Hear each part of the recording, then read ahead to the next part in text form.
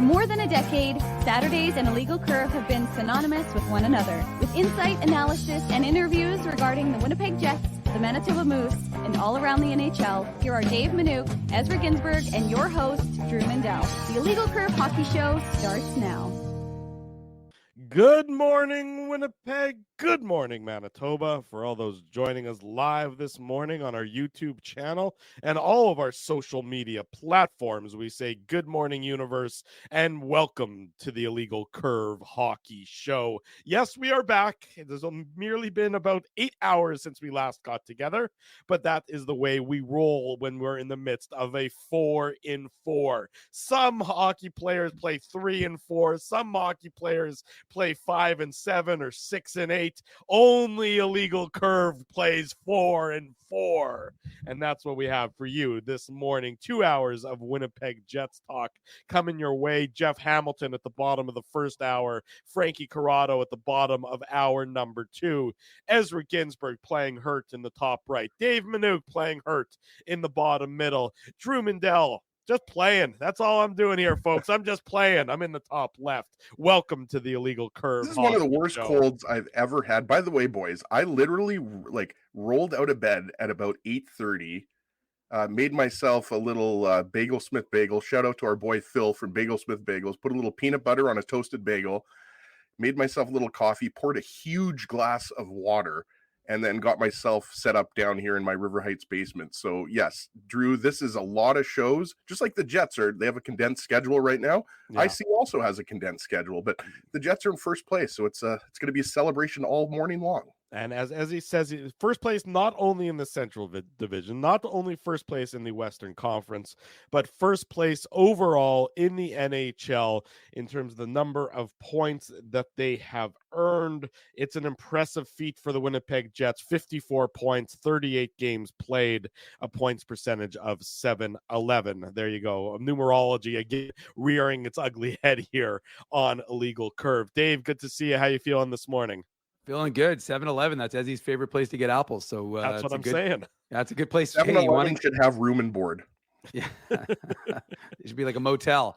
No, I'm feeling good. I'm feeling better. Thanks for covering for me, boys, last night. And yeah, the Jets continue this run of amazingness. I mean, atop not just the Central, as you said, Drew, and atop the entire NHL. So folks in Winnipeg are committed to the belief in this hockey team. And again, this team, it was interesting because I looked at the, comparison. This team is not last year's team. So I know that people expect the wheels to fall off this wagon at some point. And look, as he said a couple of shows ago, they're going to eventually lose, although it doesn't look like anytime, but soon, but they'll lose a game or two. But this team seems very committed to the structure that they're playing. So we don't expect that swoon that they had. I was in last year. Bucerios about a week ago, by the way. What's that? Oh, there you go. I was there, and it's near Puerto Vallarta. Oh, all right. Well, we went to a place called Bruce. If you have a chance, go to a place called Jack's. It's a great live band. Yeah, tell them Ezzy sent you. But it's a place called Jack's, and they have live music. It's awesome. Okay, thank you for that. This portion of the show brought to you by Tourism Mexico. Anyway, so I think that it's an interesting position because the Jets of last year had a little bit of I think they went like 4-6 during this period. Then they went on a good run. They went like 7-1, but then they started to lose. This Jets team is just a different animal. It really is. And they're built differently. They're committed to playing the game differently. And now the special teams are working. Now it's only 2 games. It's against 2 weaker opponents, but maybe that's kind of the impetus it needed because they didn't really change their overall structure of their game, and i.e. they didn't cheat the game. Yeah. And now they have a little bit of power play success, which could just be all you need. And they'll face a tougher opponent tomorrow in Arizona.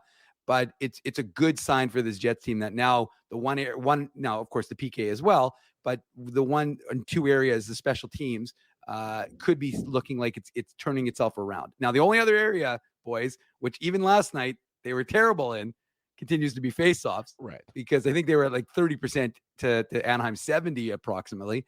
But again, I mean, that's just getting almost a little just nitpicky. And that also, I mean, I think that contributes a little bit to special teams, right? because you're talking 15, Sure. 20 seconds. It's more important on special teams, I think, than it is on 5-on-5. But overall, I mean, this Jets team from the goaltending, Laurent Brossoit, another fantastic, 37 saves on 38 shots last night.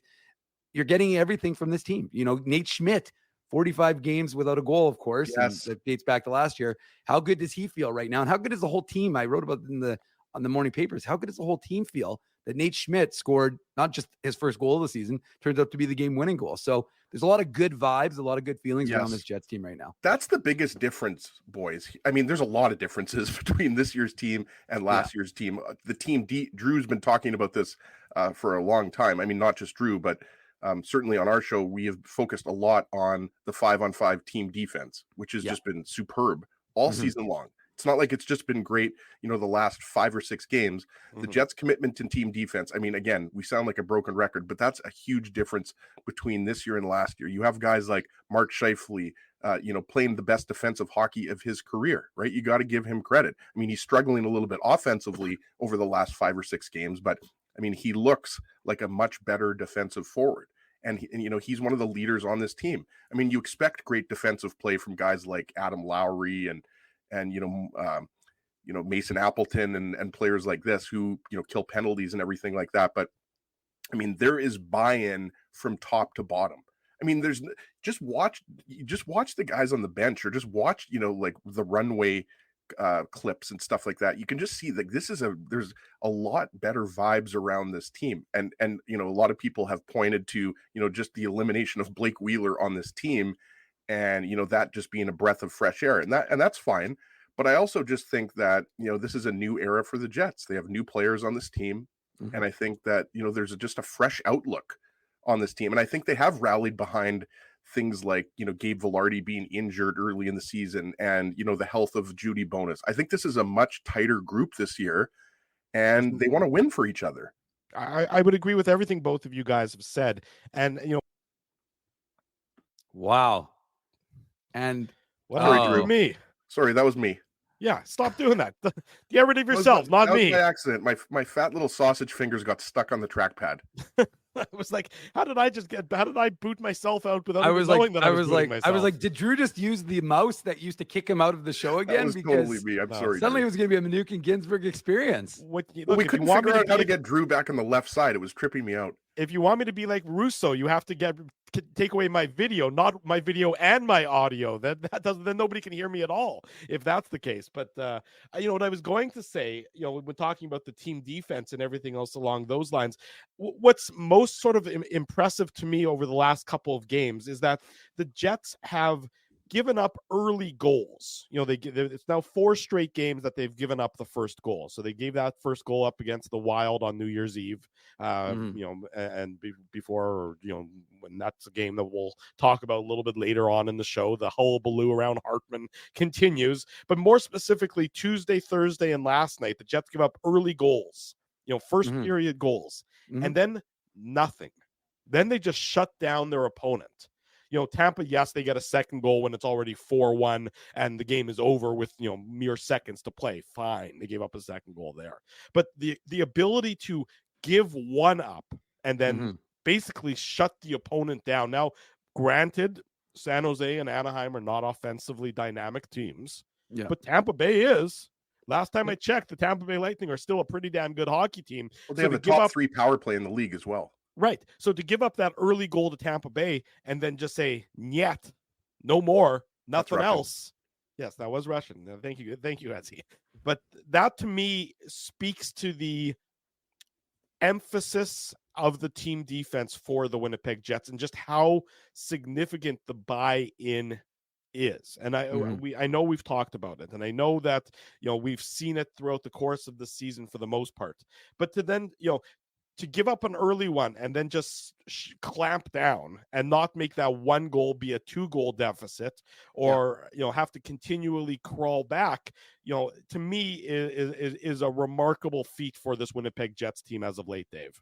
Yeah, no, I mean, I think you're hitting it, Drew. I mean, it's what we've talked about. This is a different club. It is. And so, like, you know, just like you can look back at the 17-18 team and try and compare these teams, but look, they have different personnel and they're playing vastly different hockey games. And Kenny wrote about it for the Winnipeg Free Press about Connor Hellebuck, being in the lead. Like, look at his save percentage the last 5 games. It's like 960, 940, 930. Like, he's been unbelievable. Again, I mentioned it, Laurent Brossoit. And I think part of that also, though, is the fact that the team is just playing as a group so much better. And you've got the defensive pairs are all working. The forwards are all working well as a whole. So, I mean, you're not getting, every once in a while you'll have those lapses. We talked about it when Mark Scheifele in the game against San Jose took that penalty. It was a little bit of a lazy penalty, but the reality is those are more few and far between than they are frequent. Yeah, and that's why they're so noticeable this year. Well, and also one of the things that I think I just heard the stat: the Jets are the 3rd least penalized team in the NHL. I mean, that's especially when your penalty kill is not very effective. I mean, that's important. Now, obviously, that's probably leading to maybe the penalty kill not improving that vastly, as is that you're not getting those chances to improve it because you're not taking penalties, which obviously is not a bad thing. But to me, it's just a disciplined hockey team, and I think that's kind of the word we're talking about. I feel like a month ago we talked about consistency and the idea that can the Jets be a consistent hockey team? Can they play a consistent brand of hockey? And now you're seeing that, but you're seeing, like I said, this determination to just do the same thing and the repetitiveness. And again, like I said, if they keep doing this, sure, they're going to lose some hockey games, but you're not going to have a complete breakdown. And like the most interesting thing I think about this Jets team is the fact that Cal Connor will most likely, until he returns, remain as the leading goal scorer on this team at 17, where Crazy. Every other guy wasn't even in double digits on this team. Now, collectively, Ehlers is getting closer, though, Dave. Ehlers is getting closer. He's up to 13 now, but the fact is, you didn't have a guy even close to him. And again, Ehlers, you're right. Ehlers may catch him by the time Cal Connor's back. But my point is that the collective buy-in from this group, the way they're all playing for each other, and I'm not saying they weren't doing that when Cal Connor was in the lineup, but the reality is, I just think it's hilarious. And when you go to the pages and you see a guy who's going to be out, 6 to 8 weeks remaining as the top scorer, it shows you what kind of season Cal Connor was having. But it also shows you that this buy-in from this entire team, again, like I said, I even looked at it the other day when I was looking at the stats for, the historical stats for the Jets. And I was like, oh, Axel Jonsson-Fjällby's, in the top 50 of Jets all time now for scoring. Obviously it's not a high bar because it's not like you're talking about 13 years. You're not talking about like a franchise that has, 20, 30, 40 years on it. But my point is guys like Toninato and Fjällby and Barron and Appleton and Niederreiter, Nemestikov, what does he have, like 20 assists already? Like it's amazing what you're getting from this collective group. And so to me, it's just a testament to the way they're playing and the way they've all bought into the system. Yeah, they bought in without a doubt. I mean, there's the train that they are is just pulling all together in the same direction nonstop. There's no players that are out on the island, freelancing or trying to do things that they're not their teammates are not expecting them to do. That's what I'm talking about. Everything that they are doing is anticipated by one another and is working towards the same goal, not one player just sort of doing their own thing and hoping that they're going to be able to carry the team on their own. The word I used last night when Ezzy and I were doing post game is selfish, and not in the negative sense of the word. Selfish in the positive sense, that they see all these points up for grabs and they are selfishly grabbing them, and they see all these opportunities and they are selfishly grabbing them, and they're not leaving anything behind for their opponents. They're not leaving any meat on the bone. I don't leave any meat on the bone either, Drew. Yeah, that went without saying, though, Ezzy. We knew that. But that's why you have so much. That's why you have gout in your fingers, not just in your toes, but you have gout in your fingers. No gout about it. Excellent. That's just the remarkable aspect of this Jets team, is just absolutely all of them are one fine-tuned machine right now. And yeah, at some point in time there will be a blip, just because human nature dictates that at some point in time there will be, but it shouldn't be significant, and I don't think it'll be anything that is worrisome.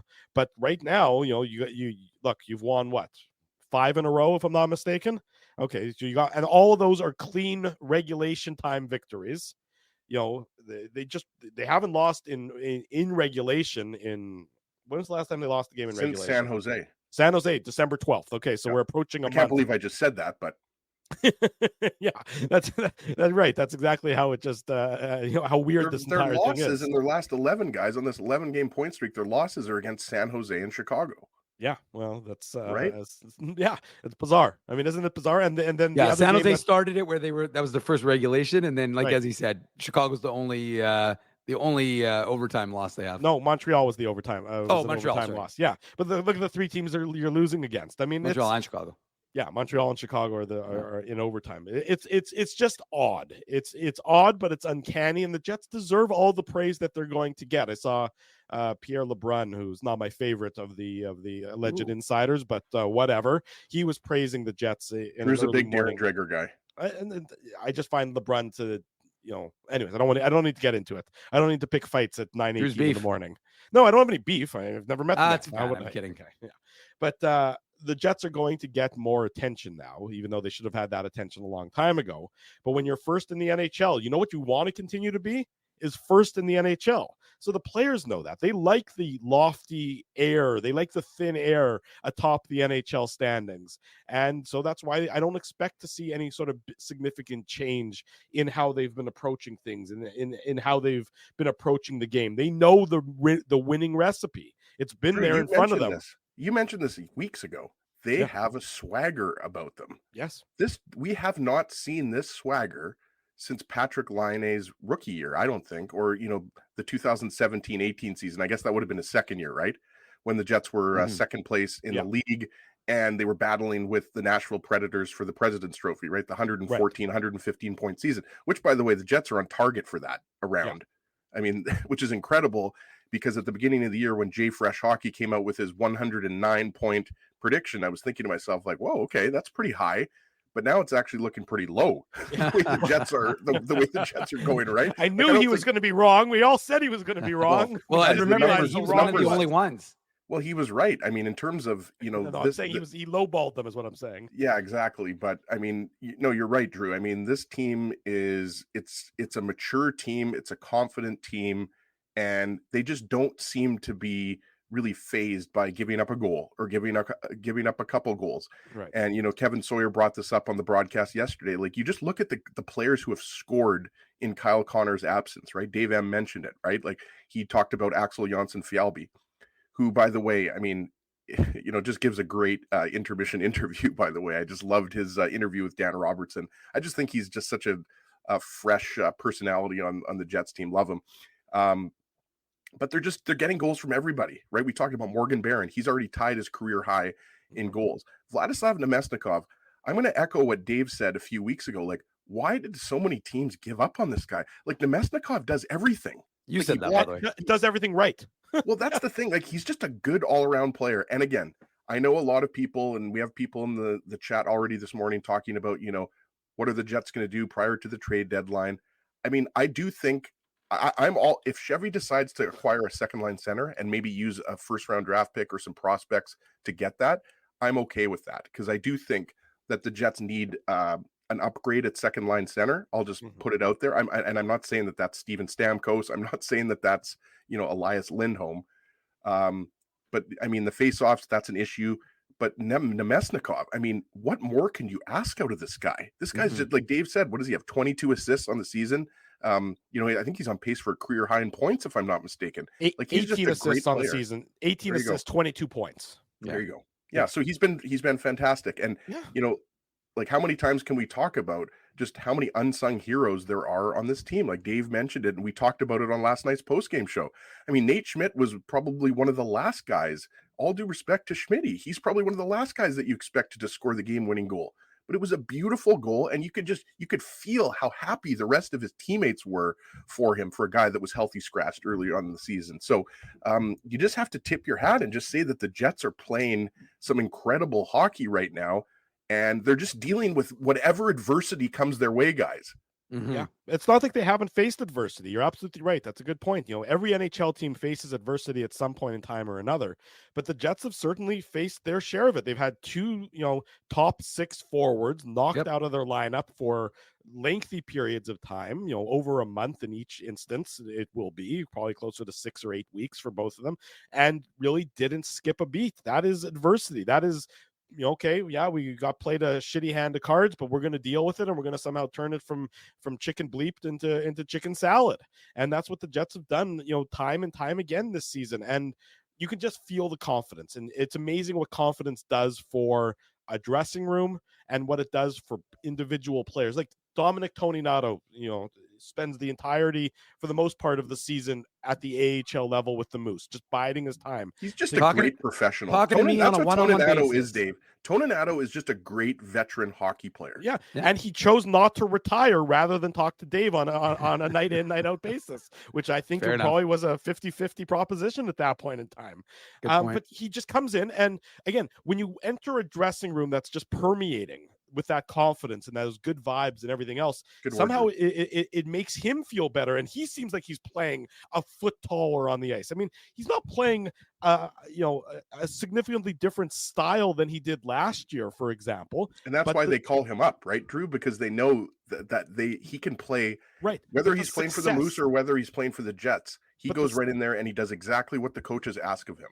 Right, but the level of success that he's finding in that is a completely different factor, because I think that the entire team around him is a part of his individual success. So yes, all these guys are succeeding on an individual basis, by and large, like Nemesnikov and all the Jets players up and down the lineup who are having some really solid seasons. But I Mhm. think it's the fact that all the, they come in, you come into the dressing room, you come into the roster, you come into the lineup, your teammates are forcing you to be better. And as a result, you don't want to let your teammates down, and they're finding this way to do it. Whereas in past years, maybe they're a little bit more, reticent to get all in, or maybe there's a little bit more fallback on easy excuses. They have not taken one shortcut for the most part this year, and that to me is just as it speaks to the culture of that room right now.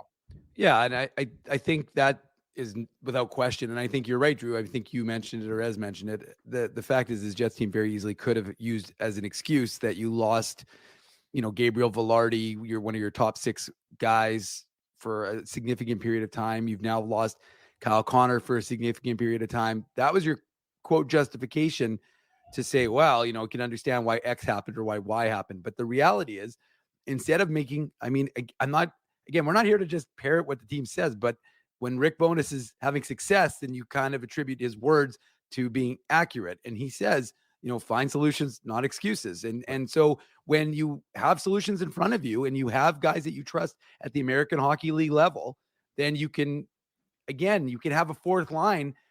I mean, think about it. It's not like we've had to watch a consistent fourth line on this Jets team the entirety of this year, right? Rasmus Kupari was on it. David Gustafsson was on it. Now, Dominic Toninato was on the mad line, as he has coined them. Vlad Nemesnikov was on the fourth line. Vlad He Nemesnikov, started the Alex- season on the fourth line. Morgan Barron, Alex Iafallo, like they've had a lot of different players on that line. The fact of the matter is, whichever player is on that line has bought in, and that line has brought success to this team. I think this is the best version of the fourth line, though, the one that we're seeing right now with Toninato, Barron, and AJF. I think that has been the best version of the fourth line that we've seen. I won't Are you disagree talking with- about the Mad Line, Drew? I am talking about the you gotta- Mad if Line. you're going to reference it, you have to pay Ezzy the 10 cents. I didn't that say he's Mad entitled. Line. I said their names. I didn't use his acronym. No, I understand. You know, I'm the saying you funniest have to thing use is, though, it. Dave, someone made a good point. Like, that damn line is actually pretty good, too. So we could go with the Mad Line or the damn line. I like the Mad Line, but I have no problem with the damn line either. You ain't mad, but okay. So but ultimately, if you look at that group, and again, what does it come down to? It's guys who have been with the Moose, and I talk to these guys all the time. They're not sitting there selling. They're all they love the guys on the Moose, but let's be realistic. When you could have steak, you'd rather eat steak all the time, right? So, especially Ezzy, who he apparently has it all the time, that he's so much that he's got gout. But Well, now Jay, that's funny. Jay's got me worried about your fireplace now with that comment.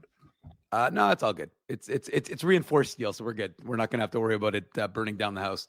But no, I mean, you just know that these guys, we talked about it. They're not playing with fear. They're playing with confidence, but they're also playing with a way to say we don't want to leave. And Rick Bowness was asked about it. I think Sean Reynolds asked Rick about it before they left, obviously, and he said, like, what are you going to do when you have to make those decisions? And he goes, none of these guys are making it easy.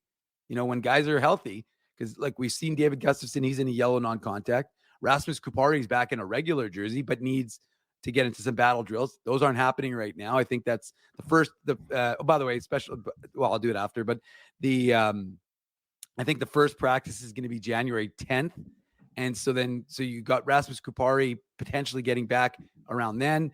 David Gustafson, like I said, yellow non-contact, so he'll need to get into some battle drills as well. And so there are some questions coming up for this Jets club. So it'll be interesting to see how it all folds out. But yeah, Drew, I mean, like I said, I think you're right. This is probably the best version of that fourth line because of the amount of contributions we're seeing. And I would say it's probably the best version of the Jets we've ever seen from top to bottom. Jeff Hamilton of the Winnipeg Free Press going to join us momentarily. Before we go to break, this is a great tweet by our buddy Mike McIntyre. What a difference a week makes. The Minnesota Wild came to Winnipeg last Saturday, 7 days ago, with a chance to pull within 4 points of the Jets if they could get a clean sweep of a back-to-back home and home.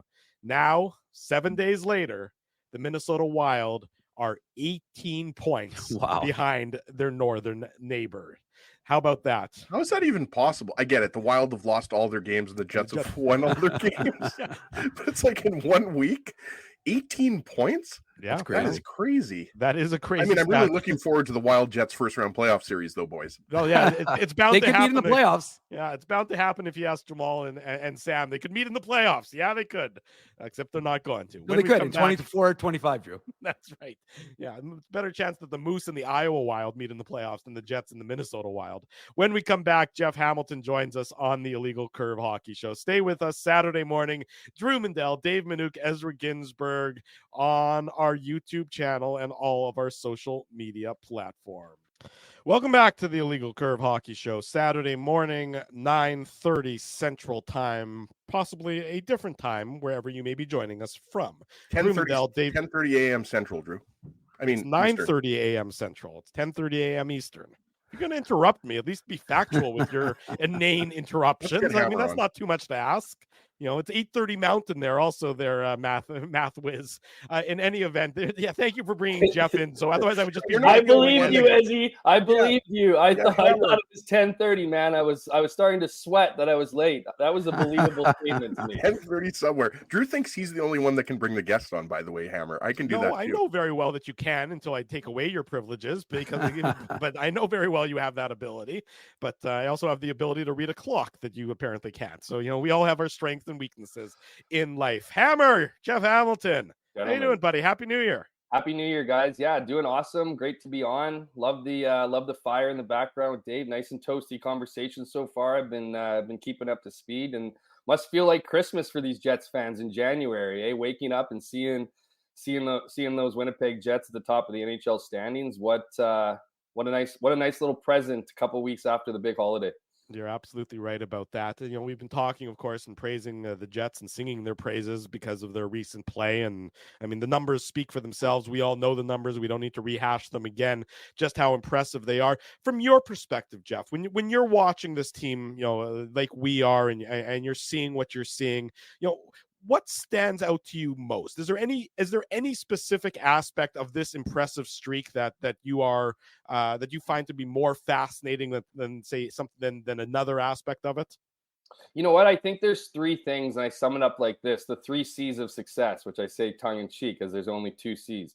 But it's consistency, confidence, and camaraderie. Those are 3 things I think this team, has shown it in times and flashes. Like, no one can say that this team was just, obviously lots of talk about the locker room and the culture and stuff like that. Like, these guys never hated each other. The culture just wasn't always good. It just, they used to ride those waves of emotion. When things were going really well, guys were loving doing interviews. They were joking after practice. And then when they get into an inevitable slip, it was like the world was ending. It was you could feel the tension inside the room. So obviously that culture has changed this season. led by, giving Adam Lowry the C. I think that's allowed, maybe a breath of fresh air. I know you guys touched on Blake Wheeler, and we all know the competitive guy that he was and the value that he brought to this team, but we also knew with that competitiveness and that, wanting to win so bad, the negatives of that side. And that negative was just bringing in an environment that was tense during those lulls in the season, right? And so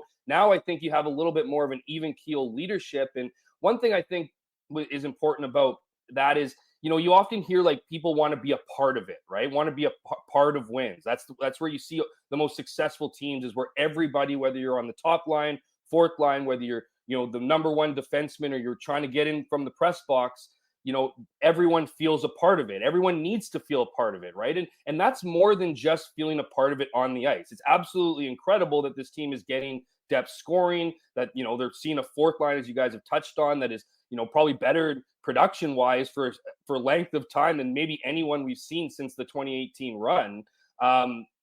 Those are all important aspects of being successful, but I think it's feeling part of it off the ice. It's the work that you put in off the ice, the planning, the going, watching film. I think that energy, that grind, enjoying and enjoying the grind is a contagious feeling. And like I said, you see that on all the different teams. So I think it's not just having a bigger role on the ice, it's having a bigger say off the ice. These guys, you even look at the post-game presentations where they give out, the leather jacket and the bomber jacket. Like, these are going to almost nightly unsung heroes, right? Some guy says, "Hey, unbelievable game, Schiffer. Hey, Helly, wouldn't be able to win this game without you." And then they're glancing past his stall to a guy who stepped in front of 5 shots over 2 periods, and everyone's cheering and, asking for the guy to give a speech. You can just feel that energy. And so all those things I said, those 3 C's, the consistency, the confidence, the camaraderie, they all intertwine with one another. They all benefit each other, right? When you're consistent on the ice, and this is the consistency part is system related. Absolutely. I mean, the Jets are playing a system that they're comfortable with, that they're getting results from, and that they're committed to. And you often hear players say, because you often hear in the NHL, when it comes to coaching, when it comes to actually dropping the puck, an NHL coach or a hockey coach in general is among the useless of coaches, because all they really are there to do is motivate and to reinforce a system. But right. You can't do halftime adjustments. I mean, you can do adjustments within periods, but in every other sport, you can kind of do more of a say as a coach. So you trust your players are going to execute the consistency of it. And you often hear players say, and it's interesting, you often hear players say, well, we know, like, when the system's working well, we know what to do in every single situation. So it actually takes some of the thinking out of the game when your system is running as smooth as the Winnipeg Jets are running, that it becomes to a level of instinctual. And I think that's what we're seeing night in and night out. Not only just the consistency of how they play, but the consistency in their emotional level, right? When they go down a goal, they don't panic anymore. You just have to go to Nikolai Ehlers' post-game comments last night. He referenced it twice. I'll read them for you right now as I continue to go on the buffet here. You let in one in the first, and you don't panic as a team, which is something that was different last year. And then he goes, we get behind by 1, and we have that feeling of we're still going to win this game. That's a pretty good feeling to have, which is something we haven't had for a while.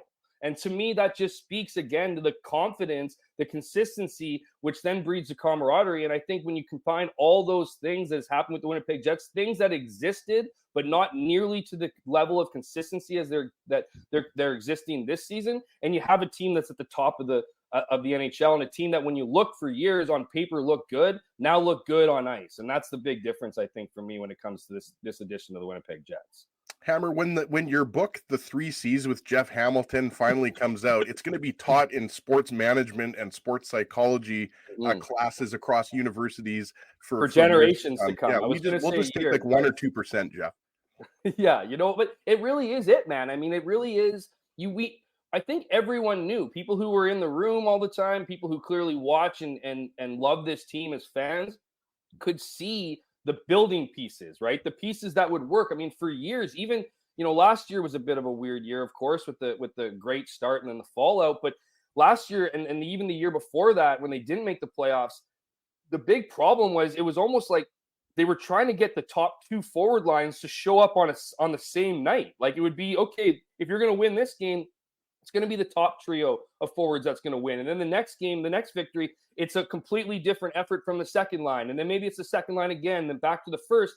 Now, if those 2 top lines aren't working, you're getting performances from a third line led by Adam Lowry that is, dipped a little bit, but has kind of found their game in the last few. And then you have a fourth line that just seems to show up every game and finish whatever the top 2 lines haven't been able to put in the net. So to me, it really is like, I mean, it's got to be fun to be a Winnipeg Jet right now, and of course, Winnipeg Jet fan. But it's just that feeling, man, when you can go into every rink, whether you're at home or away, and you have that feeling that you're going to win, that you're supposed to win, and then you know how to do that. That's what we're witnessing with the Jets right now.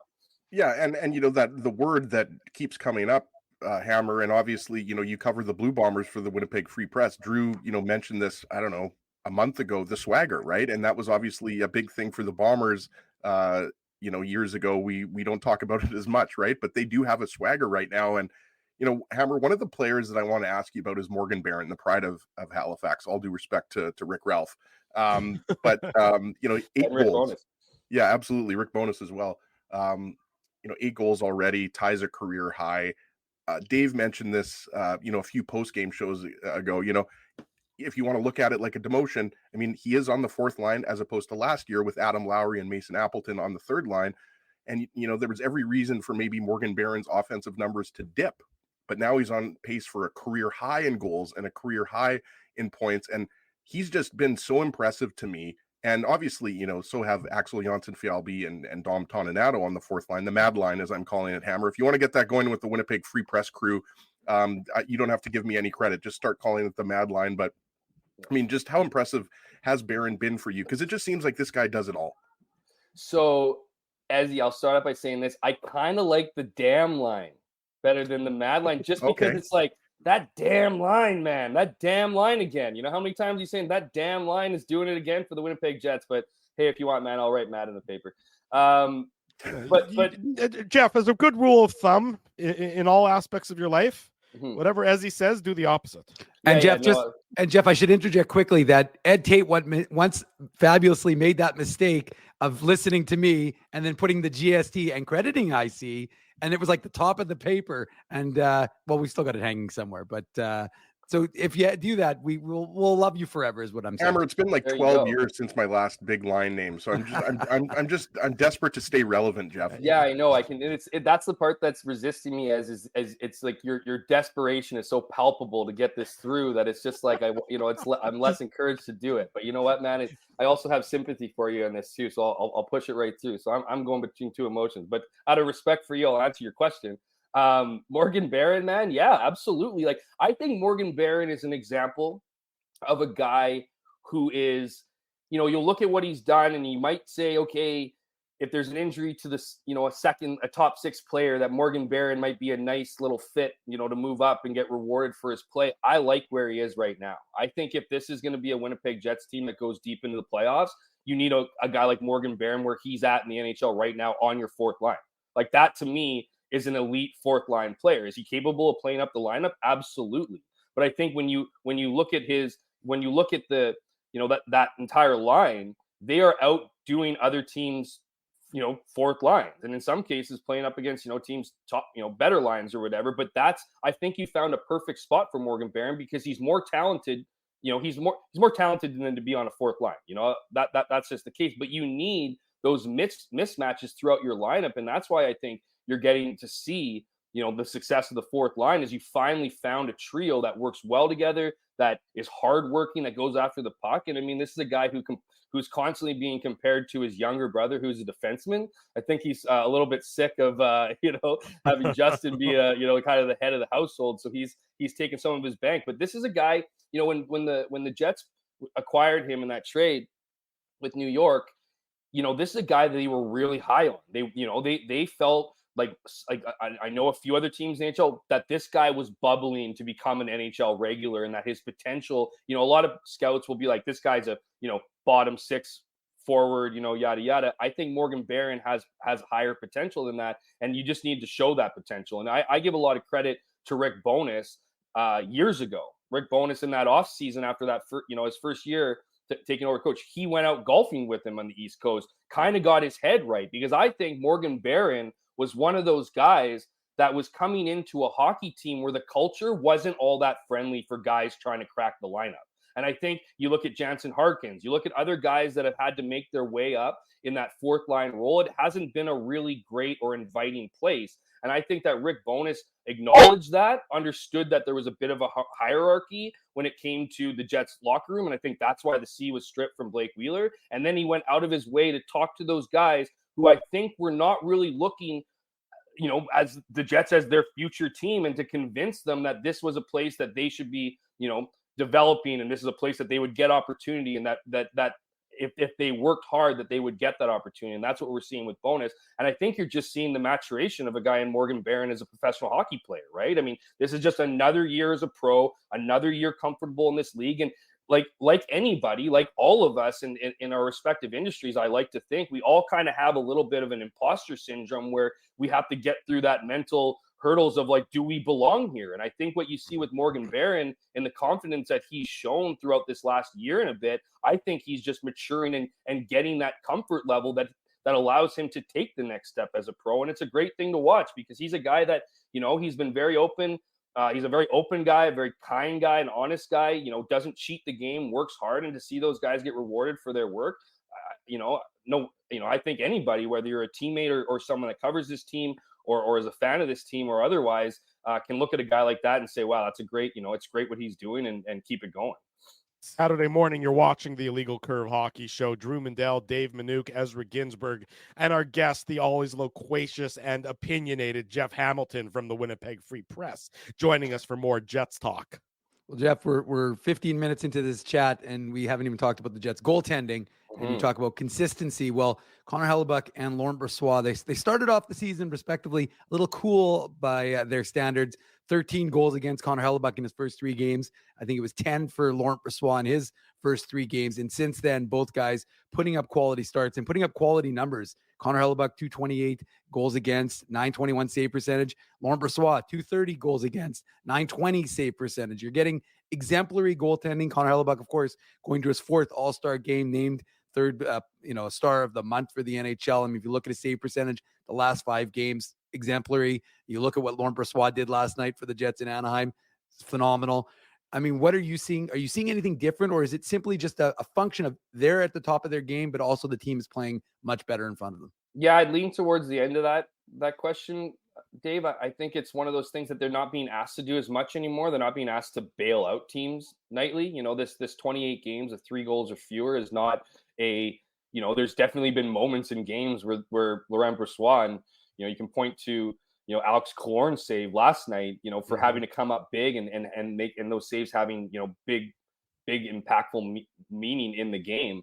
But it hasn't been like a this team hang out to dry. I think that in a way, I almost feel like the Connor Hellebuyck and Laurent Brossoit, Connor Hellebuyck more specifically, has almost had to adjust and find like a bit of a new, within this new system. And I think we've seen that now. I think we've seen a guy who feels very comfortable in the system, is very comfortable in front of the D-man. I think this, and again, that breeds confidence, right? Of playing it. And then you look at Laurent Brossoit. I mean, how many games was it? Like 2 or 3 games, his first 2 or 3 starts where fans were saying, we need a new guy here. Like, we need to go out and look for where's David Riddick? Is he available?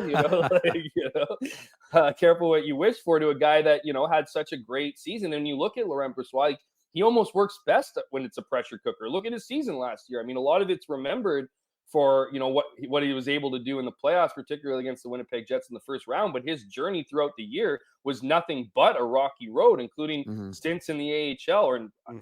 So to me, it's a guy that I think he had a tough, start to the year, obviously statistically, but I also think it was an adjustment for a guy who just came off a Stanley Cup winning season to nestle in beside a goalie who he's friends with for sure, and they have a great relationship, and they both make each other better, and we've heard that from both of them, especially this week. As you mentioned, Hellebuyck has been nominated for the All-Star game, but you have a guy who I think had to adjust to kind of taking a back seat, and we all know that being the number 2 goalie is not an easy job. You get the games that are like the end of a road trip, or lack of sleep, and it's just like you got to be ready. And I think it took Laurent Brossoit to just adjust a little bit, and now he's feeling comfortable under the system. And of course, the players are playing better in front of them. And I think the Jets are, clearly the Jets are taking a certain pride here of limiting the number of goals. Like, I think they buy into the streak. Yeah. I think they love the idea that, people are talking about, 20 plus, almost getting up to 30 games straight without with allowing 3 goals or fewer. So there's a personal pride to that. And, those are 2 quality goaltenders, man. And that's what you need. And Laurent Brossoit is going to be taking more games from Connor Hellebuyck, I imagine, here, especially if the Jets keep rolling, because you don't want to have Connor Hellebuyck feeling overworked. There's a reason why Connor Hellebuyck hasn't really stolen, if you will, a lot of playoff matches, because by the end of the season, he's run so hard, and the Jets are so used to having to hammer the gas pedal for the last 3-4 weeks of the season to get into the playoffs, that they become a playoff team a month before they need to be a playoff team. And we all know how grueling it is to win a Stanley Cup. So I just think it's, you get that confidence from your goalies. The goalies get that. The players get the confidence from the goalies. The goalies get the confidence from the defense they see in front of them. And we're just seeing a perfect storm here of everybody feeling good and everybody playing good. And it's something that players like Mason Appleton used to talk about all the time, that, and it echoes what Bombers say, is that in other successful teams where if everyone's having success in the standings, everyone's going to get paid. Everybody's going to be viewed as valuable. And I think they're finally understanding the power of that right now. It's amazing that their numbers are almost identical now, Hellebuyck and Brossoit. 921 save percentage, 920 save percentage, 2.28 goals against, 2.3 goals against. I know you did. It's just, I want to reiterate how remarkable it is. 2 words, William Jennings. Yeah, well, there you go. You're right about that, Ezzy. Jeff Hamilton, our guest on the Illegal Curve Hockey Show. Hammer, the trade deadline is 2 months away. And rather than talk about, specific needs or who the Jets might acquire or what they might be targeting, oftentimes when you go out on the deadline and you acquire a player, it can be a bit of a transition for bringing that player into the dressing room. It might cause some upheaval in the room. The way the Jets are currently rolling and the way that dressing room seems to be and the way that culture seems to be, should this be less of a concern this year for the Winnipeg Jets than maybe some other teams? When Paul Stastny came in, when he was acquired from the Blues, it was seamless. But the next year, when Kevin Hayes came in, it didn't work out quite as well. I would argue they didn't utilize Hayes as well. I agree. Your point stands. Yeah, I agree with you there as well, that Paul Maurice didn't use Hayes where he should have and how he should have. And that was an error and possibly part of the reason why it didn't look proper. But the way this Jets team is culturally and a close-knit unit, do you think that sort of that acclimatization period will be less of an issue this year than maybe in previous years?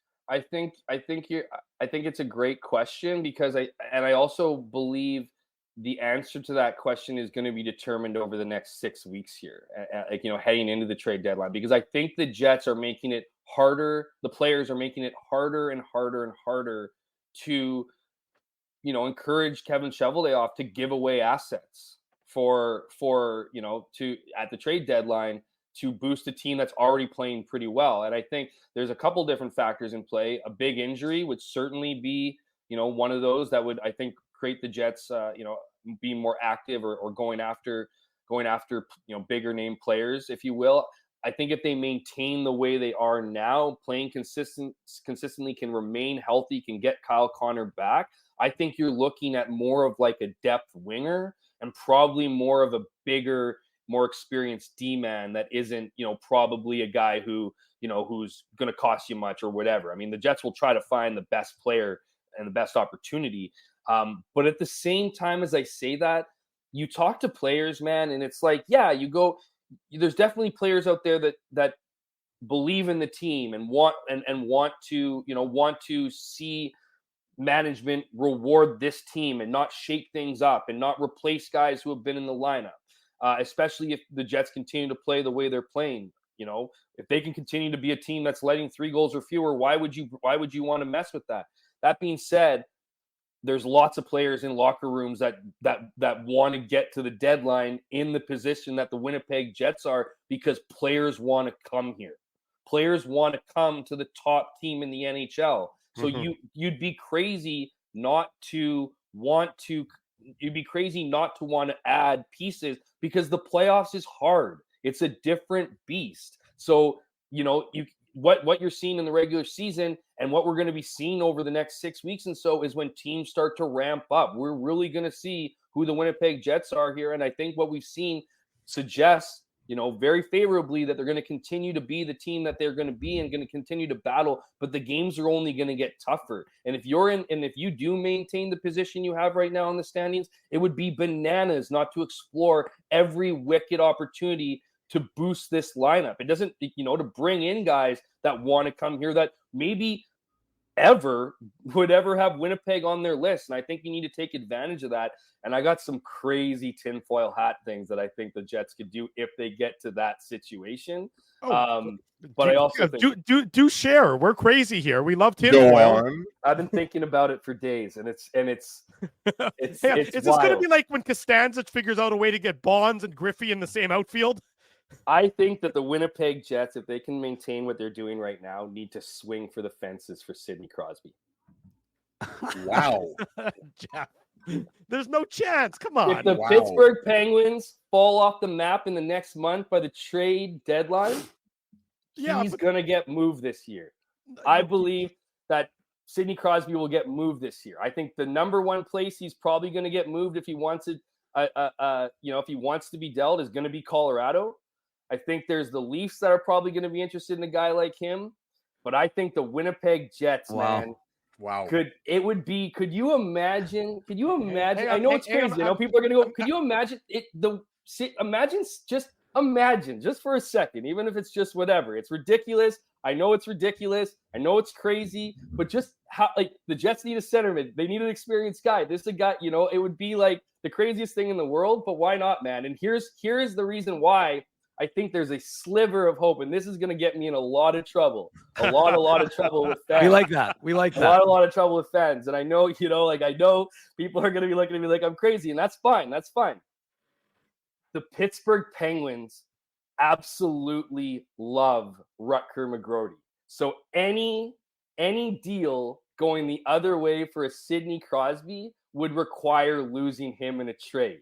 Okay, And I'm so out. to me, again, I'm doing tinfoil hat now, and people are. Rutger is untouchable, Jeff. He's untouchable. I probably lost not some for Sidney Crosby. Is some not. Yes, he is. credibility with fans here and whatever. And maybe I'm just spicing it up for a Saturday morning IC. You went too far, Hammer. I just think it would be a fascinating thing. And what if, man? Because No, I mean- the reality is the Jets are going to be contenders for 2 more years, in my opinion. This is the Jets have At least 2 reopened years. the window here. At least, but especially 2 years. I think this year, next year, they're going to be a very solid team.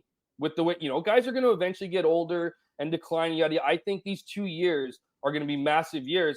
And Sidney Crosby just so happens to be under contract with the Penguins for this year and next year. So, just Our producers alerting us that from now on, all guests need to be drug tested before they appear on the show. You getting that in my earpiece right now? I was like, Oh, Jeff, I'm screwed then, unless Drew. hey, you know what? Maybe. Hey, you know what? Bring it on. Bring on the comments. You know what? I love the hate as much as I love the love. Well, But so, you know what? We bring you on because you're going to give an Fuel it. opinion. We're going to ask you a question. You're going to give us an answer. And when 87 is lining up at center for the first playoff game in Winnipeg, and everyone said that Jeff Hamilton was a lunatic, and what does this guy know? Yeah, I know. Well, I think. What are the comments right now? Is there some comments? This guy on edibles? This guy drinking? Like yada yada. Well, some I'll tell people you are right like now. Take a test. Take a test, boys. I'm sober. I promise. Jeff, some people are loving it. Now the only issue is Good, that it might require the Jets to have a $100 million cap next season, because I don't know that they could make it work. But I mean, look, obviously, if you can get Sidney Crosby, What do you mean? They could make it work. Well, The I cap's don't. going up. Yeah, but the Crosby cap. actually has a surprisingly affordable contract, all things considered. Yeah, I but just it think, would. He's at 8.7 million, Jeff, and the Jets and the increase is being taken by Hellebuck and Scheifele anyway, so they don't have the cap space to handle it. Yeah. If it's on the But dare to table, dream. you do it and then you figure it out later. That's true. What, Figure it that's out what you later. do. Yeah, exactly. You figure it out later. And then Sidney Crosby leading the Stanley Cup parade down Portage and Maine, and everyone's it's wild. Well, Oh, and wow. Hammer, at the very least, it's fun to think of the possibility of Sidney Oh, Crosby exactly. on an That- and already that's- stacked Jets Thank team, you, Ed, for right? bringing some reason to this. That's exactly Yeah. why I brought up. I think Yeah. it would be fascinating. Look at the Jets' needs. I'm not saying he'd come here, but holy smokes, would that be hilarious? It'd be Absolutely. awesome for the Winnipeg Jets and their fans. And it would be, I think, would put the Jets over the top. It'd be absolutely insanity. Well, it would, Okay, address, so- it would address the face-off issue. That's for sure. Yeah. Sid's definitely good at face-offs. I think he's at 60% now, isn't he? It's something like that. He's also at what, 21 goals this year? I mean, he's having a Well, phenomenal season. I've said this Well, he's before. Sidney Crosby.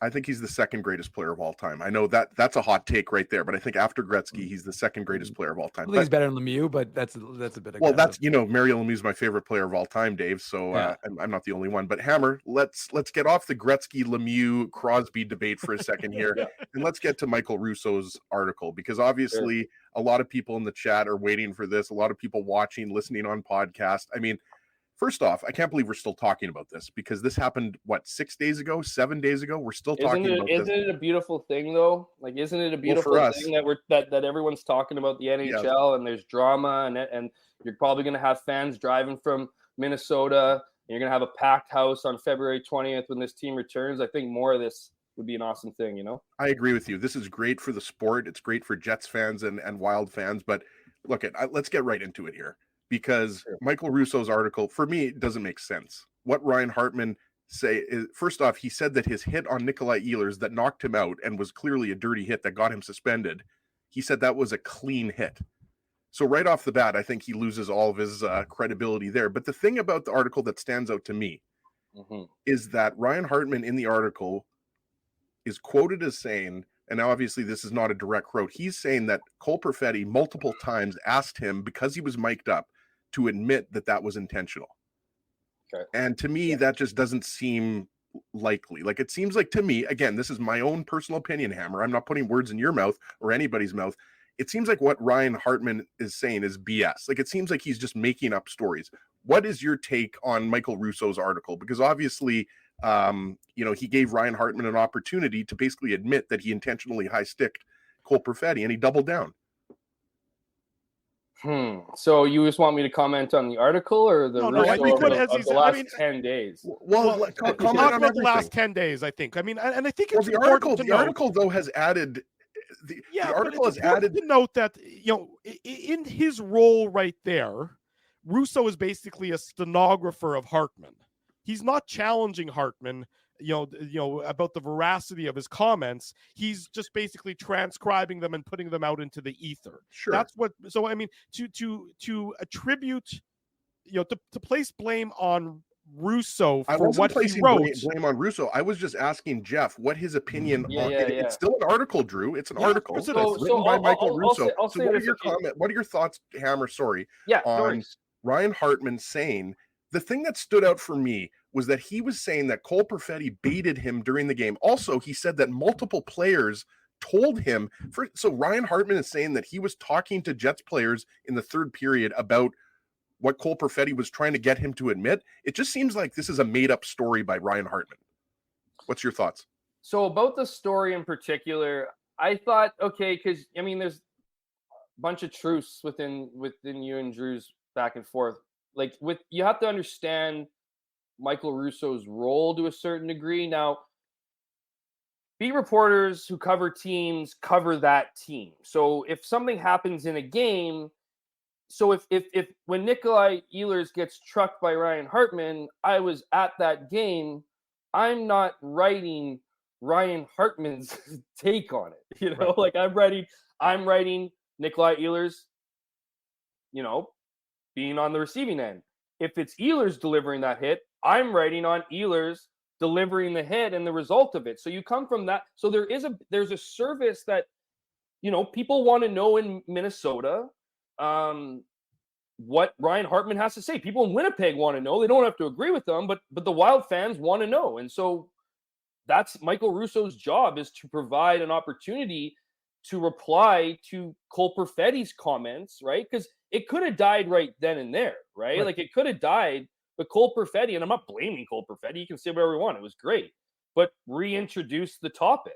If Cole Perfetti doesn't talk about it, if he goes to the mics and goes, you know what, it is what it is, yada, yada, yada, blah, blah, blah. No one's talking about it. Ryan Hartman's not answering about it. You know, maybe he is, but in a different context. Like he's not being asked to comment on Perfetti's comments. Where it gets blurry for me is Michael Russo decided to go out and just lay claim to premeditated abuse on Kirill Kaprizov by the Winnipeg Jets. When you look at his Twitter history, and particularly the first injury that was the result of Logan Stanley falling on him, he previously reported that Kaprizov said it was an accidental hockey play, that he didn't feel like he was being, you know, whatever. So in that moment, Michael Russo got emotional and it got the best of him, because he is, you know, there is an element of wanting to sell to, you know, Minnesota, but he's also immersed with that team. He travels with those people. He's with those teammates. So you develop relationships and rapport, and it can often change your opinion or skew your opinion. Where I think he crossed the line was just a ridiculous tweet what he did. So when he tweets that, like the Jets have come out and, you know, done this and blah, blah, blah, and, you know, the hunting of this and just speculation, right? Without proof. You then read his article with Ryan Hartman. So this is the problem with sports journalism a lot, is that opinion blends with reporting. And so when your opinion's made known to everybody where you stand, and unfortunately for Russo in this case, because everyone has opinion, it's clearly biased. And it's clearly biased because of his own reporting. So he's contradicting himself. So you've now planted the seed of where you stand opinion-wise, and now you step back and say, well, I got to give Ryan Hartman his opportunity to go. It doesn't jive well. And so, like, of course fans are going to, you know, especially, look, man, I'm not going to get into a mind of a fan. I just, you know, they're the reason why we have jobs. They're sometimes the reason why we hate our jobs. It's just, it's a cycle of whatever. And so, you know, I think you have to have thick skin in this industry. I mean, if I responded to every person who called me an idiot or a moron or yada yada yada, I wouldn't have any time to do my job. And the funny part is like it just comes with the territory. So you're either comfortable with it or you're not comfortable with it, right? And so, but so obviously with Michael Russo, he got the better of him when he told one of the fans to F off. I'd never do that, man, because I don't want, like, even if it does get to me, and we're all human, like there's certain things that fans will say, man, that I'll just be like, if you catch me in the right mood, I call it my chamber. It's called my gun chamber. It's my Twitter drafts. So I write out about to eviscerate somebody who caught me in a weakness moment, might have just called me a moron or just whatever. And please I write release it down those in a drafts, tweet, and Hammer. I send it to drafts. So if anyone's ever going to hack my phone, first place to go is I have a full list of passwords on my notebook, and the second place you're going to want to go to is my Twitter drafts, because that's where all my feelings are when it comes to it. Because I don't want people, like, I don't need someone to know they got to me, because if you start telling people to F off and buzz off and yada yada, people know it gets to you, right? So they'll continue to do it. That's what the online part of the business. It's all just ridiculous, right? It's just vitriol, and people get so angry about things. And Right. I have the benefit, man, where I cover stuff outside of hockey that truly matters in our community and does things. Like I'm lucky enough to investigate work, so I can just compartmentalize the bullshit that we deal with sports with the real life stuff that matters to Manitobans and Winnipeggers. So I kind of have a better grasp of that. Clearly, Michael Russo got caught on the wrong time, wrong place, and then does the Hartman stuff. And so when you're reading the Hartman stuff, do I have an opinion about whether this is true and back and forth? I don't know. I haven't heard the tapes. I don't know if Perfetti's telling the truth, or it's probably somewhere in the middle. Is Ryan Hartman taking advantage of the fact that, you know, they're not releasing the tapes and we'll never truly know? Maybe, but who cares? But Hammer, like the Wild, the Jets sent, and this is according to Michael Russo's reporting, that the Winnipeg Jets sent a portion of the audio to the Wild. My question is, why would the Wild not want that to be released if it wasn't incriminating? Well, I think you answered your own question, Ezzy.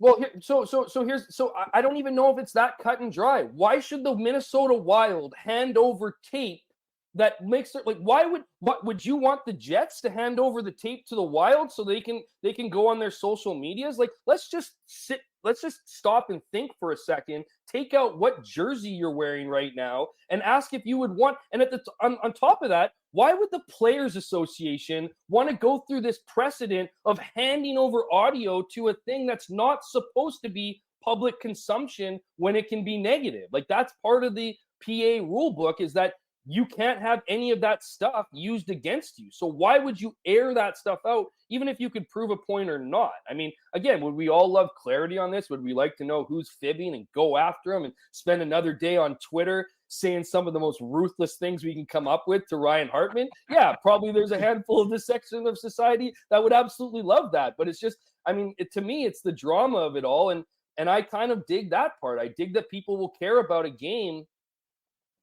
39 of 82 because some guy did an idiotic thing. I don't condone the actions. I don't condone what Ryan Hartman did. The Winnipeg Jets are getting them where it matters on the scoreboard, and that's why you're not seeing them respond. Everyone goes, look at the Minnesota Wild. Like, they're falling apart. To me, this is exposing them. They were one of the hottest teams. They were one of the shittiest teams, and then they fired their coach and then became one of the hottest teams, beating the Boston Bruins twice on the same week that everybody was celebrating the Winnipeg Jets being in Boston. So they're riding high, and then they run into the freight train that is the Winnipeg Jets and get absolutely railroaded. They went from feeling really, really good to probably not making the playoffs in 9 days. So that's part of the frustration too. So this is just the beauty of hockey and emotion and anger, and this part that I love. I think we could temper some of the personal insults here and maybe come back to reality, because I know Michael Russo got comments, threats and stuff like that. He claims, I think that's a big reason why he was on a phone yesterday, and that's probably, I would put my money on, that's the reason why Jamal Myers and Sammy Constantino didn't show up yesterday, because they were getting vitriol messages from the general public. So, to me, it's like, I like that stuff, but I don't like all of the stuff that comes with it. Well said, Jeff Hamilton from the Winnipeg Free Press. Always a great appearance here on the Illegal Curve Hockey Show. Jeff, you fired up the crowd. You fired up everybody. Is that it? Are we done? If you want to stick around, you're welcome to stick around for more. I mean, we're not going to make Twitter drafts, Hammer. Pardon me? Show us the Twitter drafts. Those Twitter drafts. Maybe I'll do like MPI does, and I'll put up my top 5 every year, just and provide a couple sentence context to it. I'm all good for whatever, guys. But I did have a great time either way. So whatever you guys want, I'm in for. But certainly enjoy being on. You're a beauty, Hammer. We love having you on every time. We appreciate it, Jeff. Have a great rest of your Saturday. We'll do it again real soon. Jeff Hamilton of the Winnipeg Free Press, our guest this morning on the Illegal Curve Hockey Show. There he goes. That was always tons of fun. When we come back, we'll do more on the Winnipeg Jets and Frankie Corrado of TSN. He was on the Between Intermissions yesterday. He joins us in about 15 minutes time for more Jets talk. Drew Mandel, Dave Minuk, Ezra Ginsburg with you. We're live on a Saturday morning. Keeping Winnipeg laughing for over 30 years. Rumors, Canada's longest-running comedy club, bringing you the biggest laughs from the best comedians on the planet. Jerry Seinfeld, Chris Rock, Jon Stewart, Dennis Miller, Brad Garrett, the greats, and all the up-and-comers too. When was the last time you laughed out loud? Make it a great night out with friends, or book your office or birthday party. Even a fundraising event at Rumors. Get all the details and dates on upcoming shows at rumorscomedyclub.com. Whoa, Ezzy, everything okay? You look stressed. Of course I'm stressed. We're moving, the house is upside down, the kids failed miserably at packing the fine china, and my life is in chaos. Chaos! Yes, that does sound like a problem. What am I going to do? Ezzy, relax. Rolly's Transfer Moving and Storage is the answer. With 60 years of experience in moving Manitobans and a track record of exemplary customer service, one call to Rolly's and your stress is gone. No job is too big or too small. Just visit Rollies.com and they will take it from there. Thanks, Dave, and thank you, Rollies Transfer Moving and Storage, online at Rollies.com. Hey, Drew. Ezzy, whoa, what a smile! Yeah, I got my crowns done at Linden Market Dental Center, and they whiten my teeth. I see. They're so bright that every time I smile, they go... We have hockey tonight. Do you have a mouth guard to protect those pearly whites? I sure do. Whoa, they even ting through the mouth guard. Linden Market Dental Center covers all your dental needs from restorative to cosmetic dentistry and will fit you with a sports guard for that active lifestyle. 877 Waverly. See LindenMarketDental.com. Boston Pizza harnessed Fanalytics to test if the game is better at home or at Boston Pizza. The results are irrefutable. Catch the game at Boston Pizza, powered by Fanalytics. So you're a pizza person, you married a wing person, but somehow your kids are salad people. You can't pick your fam, but you can pick your BP meal deal. Starting from $18.99 for takeout or delivery at bostonpizza.com. We did it again! You're on fire, man. There's power in a handshake after a great game or great deal. It shows professionalism and respect.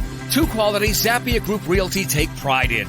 You don't build a business where 95% of your clients are referred by others without honesty, integrity, and total dedication to client satisfaction. To sell your home for more in less time, shake hands with Frank and Mauro Zappia of Zappia Group Realty. Get started at ZappiaGroup.com.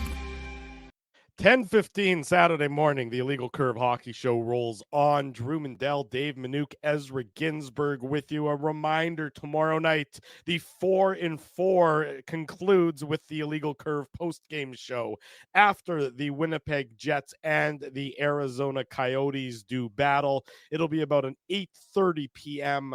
Post-game show start time, so be sure to be back here and join us for everything that goes on between the Jets and the Coyotes. I already told you guys I'm taking that game off because I need to sleep. Yes, Ezzy needs to sleep, so Dave M and I will drive the bus on tomorrow evening after the Jets and don't drive the bus over me, Drew. I thought that was what you were going to say there.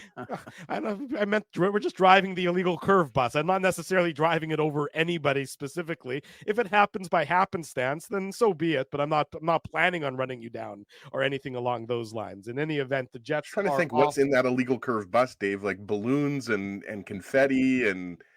Hot David dogs, Gustafson. Yeah, and obviously Gus Buzz driving it. That's right, exactly. Off day for the Jets, as we know. There is no media availability for the Winnipeg Jets. They're enjoying a day on the links, I believe, with their mentors, their fathers, their uncles, their brothers, Shout their out to grandfathers. Chuck Hellebuck, who follows me on Twitter. No big deal. That's basically Ezzy's dream come true. Is Chuck Hellebuck's video, his vlog from behind the scenes has been kind of entertaining though. It's been unbelievable. First off, give a shout out to Garrett Kozier. I'm not sure if you guys know him. I got to know. I remember him. He used to be a bartender at Confusion Corner Bar and Grill, which obviously I spent much of my formative years. And he made a good comment. People pay for a name like Chuck Hellebuck. I thought that was funny. But yeah, he's been great. And the revelation that Chuck Hellebuck, he has 300,000 subscribers on YouTube for his 3D printing channel. So maybe we need to do a show as a collab. We can pick up some subscribers from Chuck Hellebuck. That's the plan, Dave. I'm hoping he can maybe make 3D versions of us, just automated the 3D versions of us that we can maybe take a show off every now and then. Just, us going through the same cliche lines that we usually use. How about those fools in Congress? LOL. Drew, if anybody makes a 3D version of you, I'm just going to go to Siberia. Well, Siberia might be a lovely place to visit. I don't know that it would necessarily be where I would go, but there are colder places there are places that are pretty colder and maybe less Russian related. Let's say at this point. Check the forecast next week here. It's going down to -30. So well, there you go. You don't need to go anywhere then. You can just go outside and call it even. The Jets, like I said, against the Coyotes tomorrow. The schedule is certainly they're not in the midst of I would say an especially difficult portion of the schedule. We know where the Sharks and the Ducks lie. The Coyotes are a playoff team. I believe they've actually now fallen out of the playoffs, so they're no longer a playoff team. They are a point behind the Kraken and the Nashville Predators. The Kraken are on a heater right now. They've won 6 in a row. They're 8-0-2 in their last 10. So that's another team that had higher expectations that is now climbing their way up the Western Conference standings back into a playoff spot.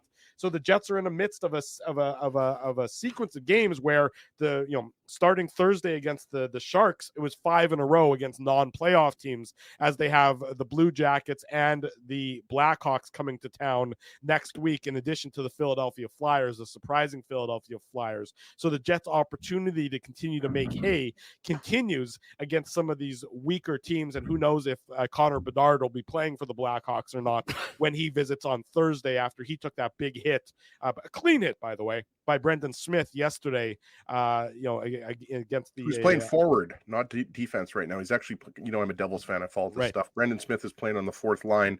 And I mentioned this on Twitter. Sorry, I know we're not going to spend too much time on Brendan Smith and Connor Bedard. It sounds like Connor Bedard's not going to be out long-term, by the way. Right. There's no indication this is a serious thing. But Nick Foligno, it was reported by Mike Moriali of NHL.com, who covers the Devils. He's based in New Jersey. And, he reported that Nick Foligno asked Brendan Smith to fight, and they fought. Well, that's what. And then that was it. Nobody high-sticked anybody, and nobody, did anything stupid. And to me, that is the code of hockey. That's where I was going to sort of leap off from that. That's why I was bringing it up, is that you're right. Brendan Smith levels Connor Bedard with a clean hit. Nick Foligno asks him to fight as a result of laying the hit, and they do so, which is exactly what happened with Middleton and Dillon, and it's exactly what happened with Maroon and Lowry. It was done. The code had been followed. The problem is, as apparently Jamal Mayers and Sam Cosentino can't wrap their brains around, it's amazing. Anytime you talk about the code, the goalposts always move when it comes to the code. In my understanding, the code is you lay a body check, you have to answer for that body check by agreeing to a fight. That's exactly what Brendan Smith did. That's exactly what Adam Lowry did. And we should clarify, Drew, you're talking about if the body check necessitates a fight, not just a clean body check, but if in that situation, Brendan it's a veteran Smith knew player. that once he hit Connor Bedard there, that somebody was going to ask him to fight. And that was appropriate. All I'm trying to say is, you don't have to fight every single time you lay a body check. No, you don't. But in that instance, as soon as he laid that hit, he knew he was going to have to fight as a result of it, and he had no problem with that. That's why, Ryan Hartman, taking it to that third step or that extra degree was so unnecessary and so stupid. And look, Ryan Hartman, Ryan Hartman is a stupid player. He's a stupid player. And again, with regard to the fact that, Russo had his exclusive, I don't have a problem with how Michael Russo handled that exclusive. Again, he's not in a position there where he's going to push back on Hartman's nonsense. Now, if there was he's in this instance, he's a transcriber, he's a stenographer, he's putting it out for people to read. What should have happened is there should have been a columnist who takes Hartman's comments, a columnist who might not necessarily be in that dressing room all the time or not necessarily have to deal with any ramifications from writing about it. Maybe one of the other people The Athletic employs on a more national basis can write about it and say, Hartman said what he said. He's entitled to say it. It's complete and utter bullshit. That's the part that didn't get said anywhere along the lines, is that it's complete and utter bullshit. And I understand why Russo didn't say it, because he has to go back into that dressing room and he has to, part of him getting that interview and that exclusive is to basically understand his role as strictly a stenographer in that instance. And that's the problem, as Jeff alluded to, when it comes to sports journalism, is sometimes you're a columnist and sometimes you're a reporter, and oftentimes the blending of both means you're not necessarily either fully.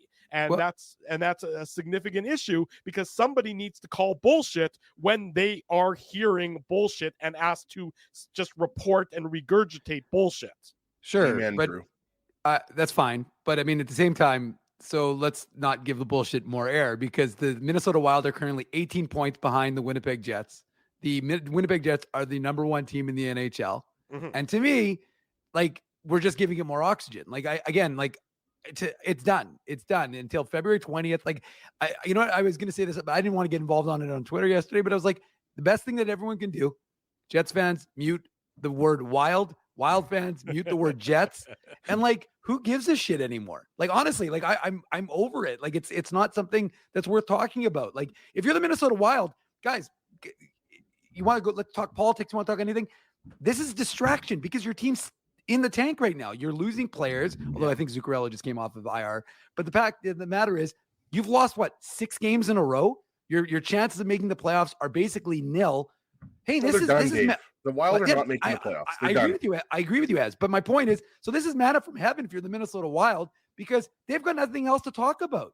So sure, the Winnipeg Jets as is, axis of evil, and they're the worst thing. Again, when you look at the least penalized team, I mentioned it earlier, the Jets, one of the most penalized team, the Wild. So by giving this oxygen more, like I understand it's current, and some folks want to talk about it. I'm not one of them because I think it's at this point I'm just annoyed by the whole, fact that we're still discussing this. The Jets are the best team in the NHL right now by points, right? The Jets are playing the Arizona Coyotes tomorrow. Like, to me, Ryan Hartman's words are meaningless, and it's all going to be he said, she said right now until, I guess, if the Jets, like I said, and I know folks need to understand this, the Jets may end up using the audio in that runway on January 16th. They've alluded to it. We'll see if they go through with it. No, I think they're going to use a portion of it. There's an element of it that they probably couldn't. My guess is you can't use. No, that's not true. The only thing you can't use is you can't use it for player safety purposes. It's not that you're not allowed to use it. The reason the Jets asked to release it is because it's against the CBA, so they have to get Minnesota's permission. So they're allowed to use. They can use the audio, Drew.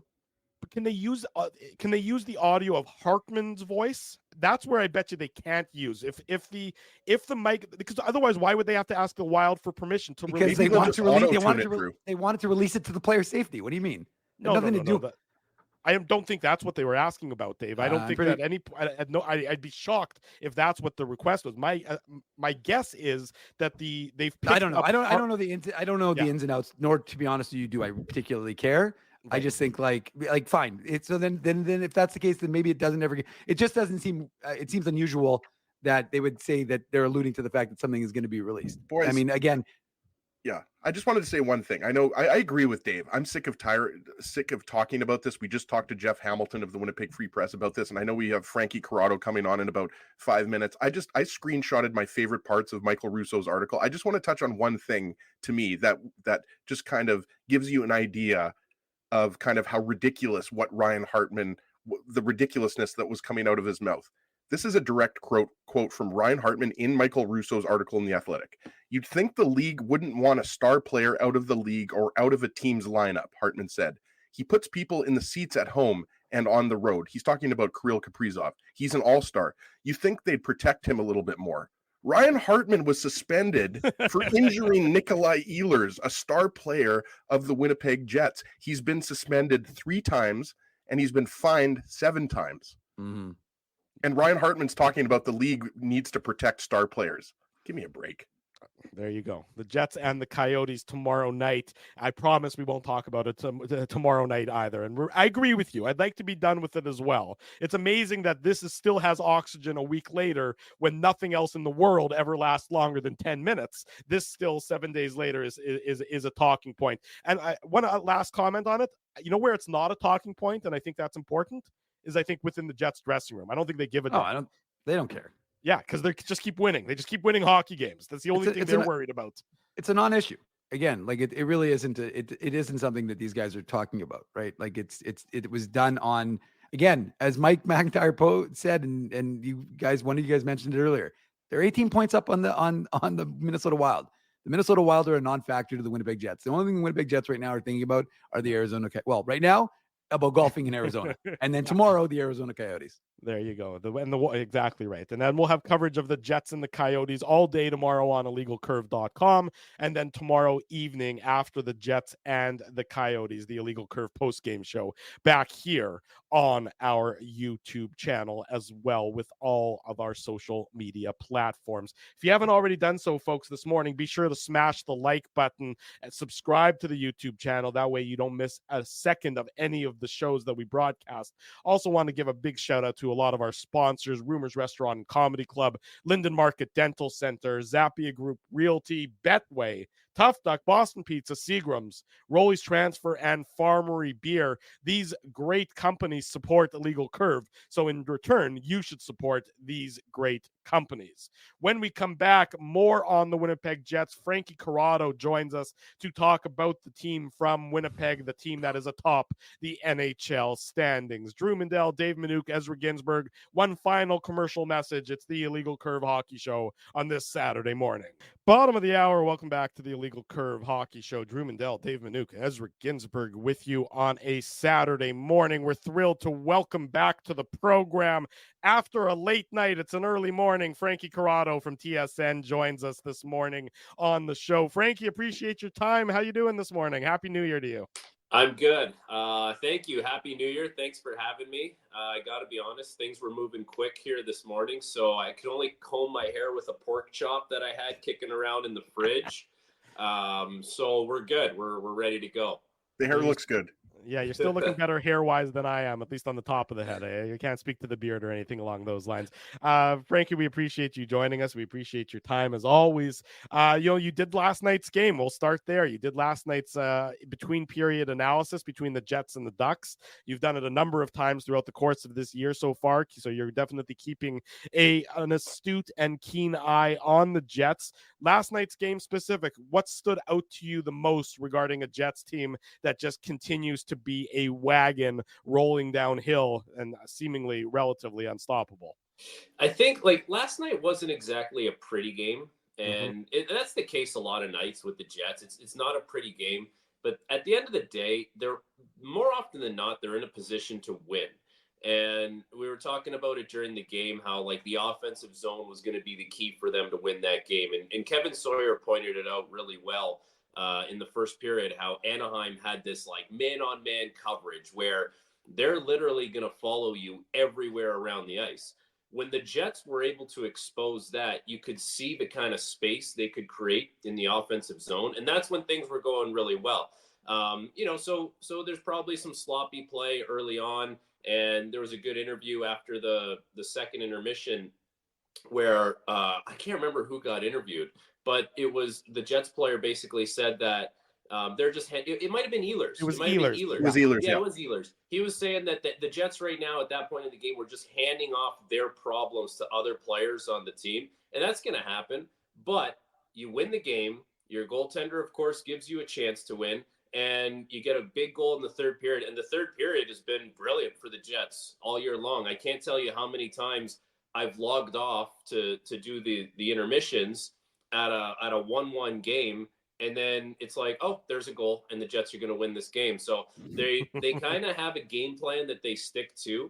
And they deserve to be where they are at the top of the standings in the NHL because they've stuck to it all year long. And they've created something here where it's like they kind of know the internal standard that's required on a game-to-game basis, and they do it on a night-to-night basis.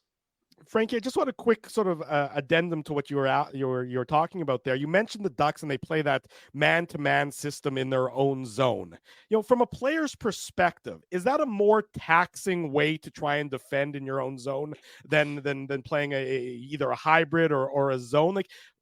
Walk us through from the player's perspective, what it's like to try and play in that kind of system, especially when you are maybe, and with all due respect to the Ducks, you don't necessarily have as much talent on the ice as your opponents on a relatively regular basis. Yeah, you know what? It's not even the talent for me. It's more between the ears, because when you implement a man-to-man system, you've now eliminated all the thinking out of it. When you have to play something a little more nuanced where there's some handoffs or you're kind of playing not a zone, but if you're playing a certain kind of layered system, then there's some thinking involved.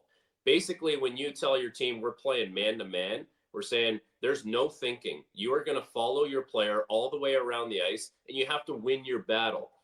The issue is when you lose your battle, more often than not, you're not going to have that layer of protection. So when someone spins off you, if someone, like Scheifele is really good at kind of putting the puck in between the triangle of your stick and creating a little separation that way. If that type of thing happens, now it's like we have to reestablish who's got who. So it's almost like it's a little chaotic at times. You see defensemen skating out to the blue line because their man went all the way out there. There's teams that have done it and had some success with it for sure.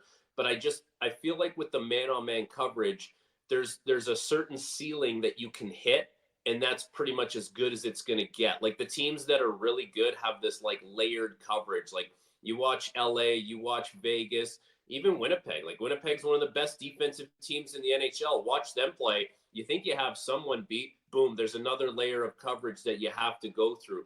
And a lot of the teams I find now will give up the point shot a little more because they want to make sure that there's 5 bodies essentially playing 3 down low. And once you give up that point shot, now you can kind of expand out, get in the shot lane, force them to dump it back into the corner, because when that puck goes into the corner, now you're getting into your D zone coverage where you can have those layers again. So they don't have that in man-to-man coverage. There's less thinking involved in man-to-man coverage, and you can really expose it when you have D-man like Morrissey, like Pionk, who kind of get involved in the play. Like Brendan Dillon was a great example of that, like not being stuck on the blue line, being able to get involved in the play offensively and get rolling around, and you create some space for your best players to find some offensive opportunities. You know, Frank, you mentioned earlier, you know, the Jets are one of the best defensive teams, and that obviously has been a big storyline here, considering the struggles the Jets have had in terms of team defense in front of Connor Hellebuck.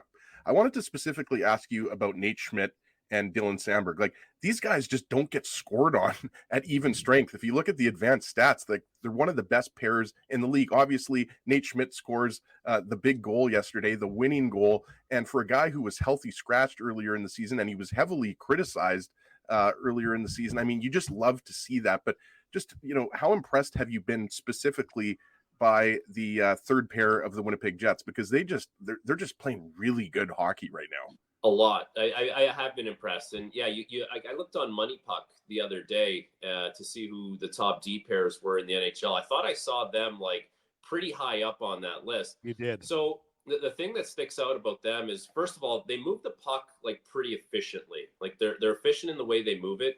But I find defensively, they never really overcommit to guys. Like it's rare that I see either of those guys kind of losing a one-on-one battle where someone's able to spin off them or kind of expose them, like work their way through them.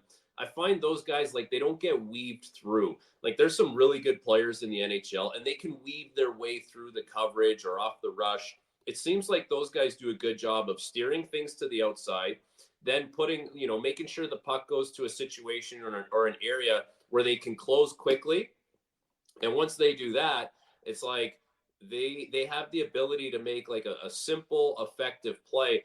It's nothing flashy, but it works really well. Samberg's shot blocking ability has stood out to me the last little while. Like I feel like he's not afraid to dive in front of one, and that's really important because there are going to be times where you need to sell out. And you get caught in a tough spot and you're 10, 15 feet away from the shooter and you have to sell out and make that shot block. Like I find he's willing to do that. And Nate Schmidt, like he's always been a good skater. There's been some offensive upside to his game. And last night's a great example of recognizing that, like understanding when you can jump in. And it seemed like that was a lot of room that he had jumping in off the rush. So good for him for recognizing that. It's a great shot. John Gibson's a really good goalie. So anytime you score on a guy like that, if you're not like a, perennial kind of goal scorer kind of player, like that's a nice one to have tucked in your back pocket.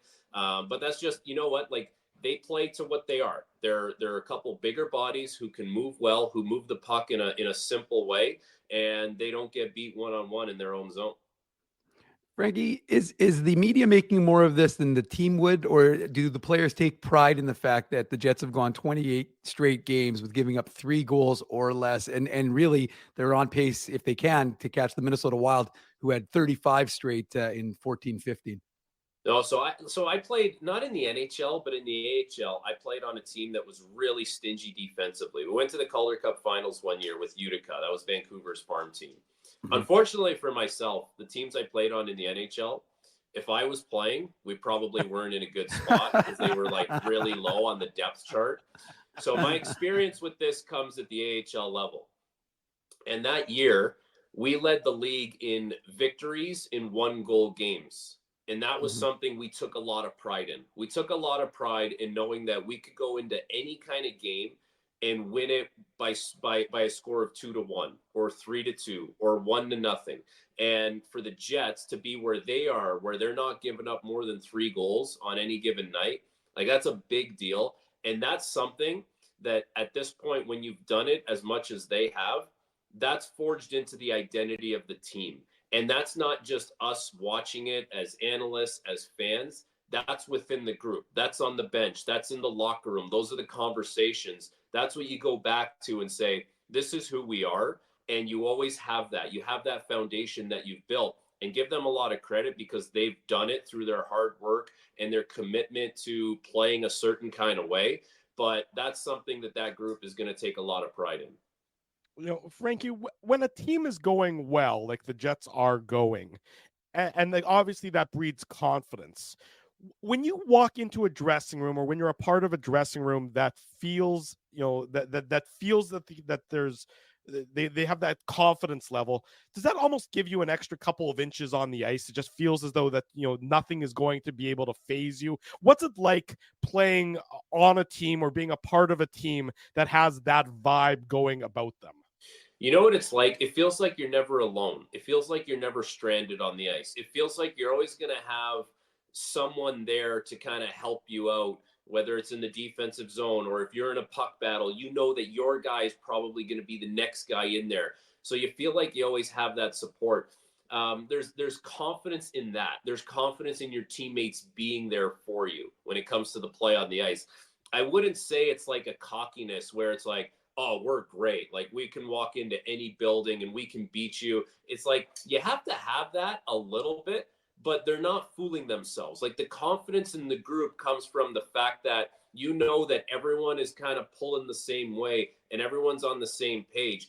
That's where the confidence lies in a group that's playing really well. And that makes a dangerous group, because if a lot of people are thinking that way within the room, then a lot of people are going to play at the highest end of their game, because I know if you're thinking that way, you're relying on me. So now I can't slack. I can't be the one that's not giving it my full effort, or I can't be the one that's not, you know, having a commitment to the game plan that we've implemented that's been really good this year. So I think that kind of mindset and the results that they've had, that breeds an internal accountability from the players on an individual point of view. And then you see the results that the team has when everyone plays that way. So that's where the confidence lies for me. Frankie, we got to ask you about, you know, what's going on between the Jets and the Wild. I texted you about this a couple of days and asked if it was okay if we asked you about this. And, you know, I'm going to leave it open-ended because, you know, there's been a lot said on social media. I'm not sure if you saw Michael Russo's article in The Athletic, but I just wanted to get your kind of overall thoughts on what's been going on, and specifically, you know, the Brendan Dillon hit on Kirill Kaprizov, the fact that he's out, but specifically Ryan Hartman high-sticking Cole Perfetti, then obviously Perfetti saying that Ryan Hartman was on audio, because Perfetti was mic'd up, and basically Perfetti saying that Hartman admitted to it, but then Ryan Hartman in an article written by Michael Russo saying that he never admitted to it. So, but what's your take on this whole situation and you know, the hockey code? Because you were an NHL defenseman, you know what the code is way better than all. I mean, we never got anywhere close to the NHL, so you know the code as opposed to us who just pretend like we know what the code is, right? So, what's your whole take on this situation that obviously is going to result in a must-watch Jets Wild game on February 20th? Yeah, I don't know if we have that game or if I'm working that game. I may have to like request to come work that game. Like maybe me and Craig Budden will do like a 2-person panel that night. So here's where I'm at. I'll tell you what, Frankie, if you're not working that game, come join us on the Illegal Curve post-game show. Regardless if you're not working that game, come join us on the post-game show. There's the open invitation for you. Okay, I got to see what my schedule is. Okay. It is so a TSN let's game, though. Here. So for the record, it is a TSN game. Okay, perfect. Let's start here. So Brendan Dillon cross-checks Kirill Kaprizov. It's in a tough spot, right? Everyone knows there's not a lot of protection there. Every defenseman in the NHL has cross-checked someone in that spot before. So that's pretty routine. That's a pretty routine hockey player. So, yeah, you may not like the fact that he's a star player and someone's targeted him, but it's a hockey play. And it's a cross check, and it's a penalty. Okay. Now, if the Wild wanted to exact any kind of revenge, the first thing you do is you go after Brendan Dillon. To my knowledge, did he oblige? Did he fight? Yeah. He fought did. Middleton. Okay. So at that point, you got the revenge. The guy was, he was a willing combatant. You fought, you got your pound of flesh, or you had your opportunity to, and that's all she wrote. Like, that should be the end of it. We move on now when we play hockey. This situation where Hartman high sticks Cole Perfetti off a face-off, first of all, is gutless and cowardly. And then afterwards, to go to the kid and say, I had to do that because of the Kaprizov thing, is erroneous. Like it has nothing to do with the Kaprizov thing. And if Hartman, if he wanted to get his kind of revenge, he could ask Dillon to fight. Be like, hey, you went with Middleton, I want you now. And you know what? Brendan Dillon, he's a really tough guy. He might consider it. And if you want to fight someone else, talk to the captain, Adam Lowry, because he's a very willing combatant, and he'll give you one if you really want one. But here's where I have Lowry and Maroon fought the next game. Okay. Yeah. So here's where I have a problem with it as well. If you want to cause an issue on the ice and trying to get some revenge, you can run around and hit guys clean within the confines of the game. Like, you can go out there and be a menace. So what I'm referring to is Hartman. He could go run Morrissey. He could go run Pion. He could go run all the defensemen that he wants on the Jets. And you know what that does now? If Dillon or Lowry, any of those guys didn't want to fight before, now you've called their bluff. Now they have to do something about it because you're running around and you're trying to cause a scene on the ice. He didn't do that. So he didn't do any of those things. He chose to have a gutless play to a 21-year-old kid, high stick him, a non-hockey play. He absolutely deserved to get suspended. Cole Perfetti, good for him for saying what was up and what the transaction was on the ice. And like, it's just one of those things where, like, the code is not to exact revenge by high sticking a kid off the face-off. Go fight someone, go hit someone. And if you hit enough people, chances are someone's going to give you the fight that you're looking for. So to be honest with you, I thought it was complete garbage, and it's not the first time Hartman's had a garbage move. There was that hit on Ehlers that should have been a 6-7 game suspension, because that was garbage as well, and it was gutless. Frankie Corrado is with TSN. You saw him last night on the between intermissions of the Jets and the Ducks, and you'll see him again on another game upcoming soon. Frankie, love it. I know you got to run early this morning, so we appreciate your time. We appreciate your insight. Thanks so much for joining us this morning. Appreciate it. All right. Thanks for having me, guys. See you later. We'll do it again real soon. There he goes. Frankie Corrado joining us this morning on the Illegal Curve Hockey Show. That's, you know what? That's why you bring guests on, folks. You bring guests on so that they can share their insight and they can share their opinions. And that is exactly what we got from Frankie Corrado there. Is Frankie not 100% right? Is that not what we've been saying for the last 6 days? Well, first of all, Frankie's got some icy beer coming his way if he ever comes to Winnipeg. Yeah, the people are funding your beer. He's got beer. We'll get him some Seagrams. We'll get him some Illegal Curve sandwiches from Bernstein's Deli. Anything.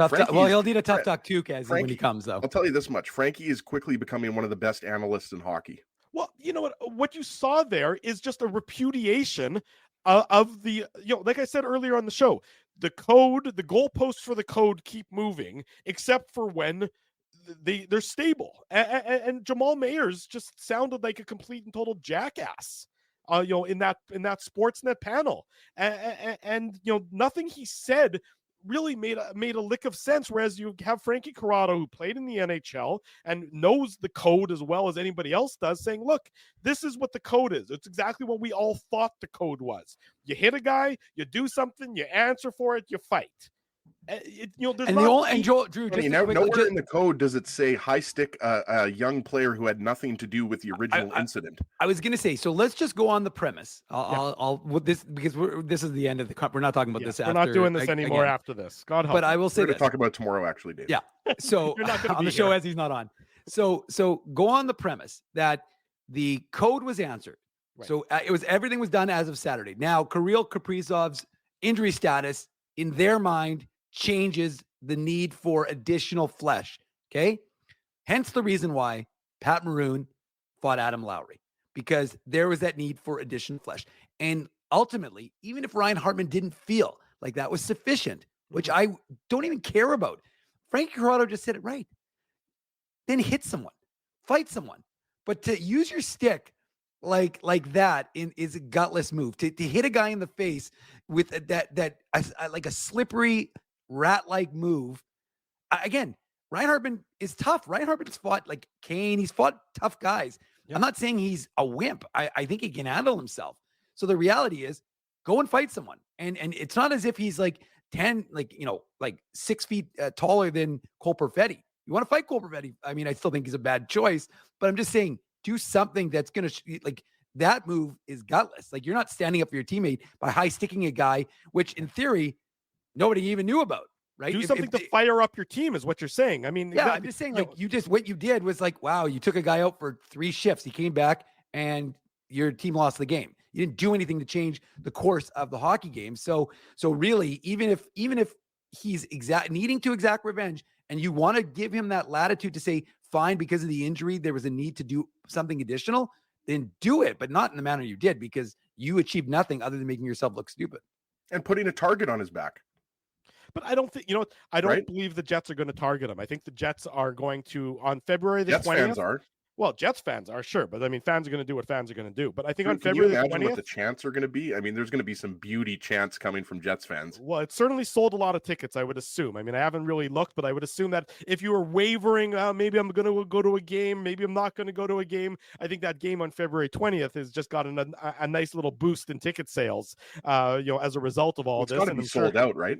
No, I'm sure it's not sold out yet. I mean, I'd be surprised, it's a month out, 6 weeks out, so I'd be surprised at that, if it is. But whatever it is, I mean, it's, like I said, I think Frankie Corrado really summed it up pretty well there, how nothing that Ryan Hartman did there made any logical sense and didn't do anything to actually spur on his team, didn't do anything to help on the ice and make him more of an asset. And this is a guy, remember when Ryan Hartman was acquired by the Predators from the Blackhawks? When he went and he came to Winnipeg and he played his first game as a member of the Predators, and I think he had either 4 or 5 goals against the Jets, probably 4. Good memory, Drew. Well, this is back in right. I remember that 17-18. Yep. It was the first game like after the trade deadline, if I'm not mistaken, and he had a great impact for the Nashville Predators. Even during that series, he had a really good impact for the Predators. It's sort of sad to see what he's become since then, a guy who no longer can necessarily back it up on the ice with his contributions on the goals and the assists, and instead is having to resort to some of these less appealing shenanigans. So be it, but you certainly would Ryan Hartman would be in a lot better place as a player if he focused on doing things on the score sheet rather than doing things in the face-off circle that have no real bearing on the game itself. That's the final word. We promise. No more. We're done. We can't handle any more on that. We've exhausted all oxygen. The oxygen on the hullabaloo about Hartman has been sucked out of the room.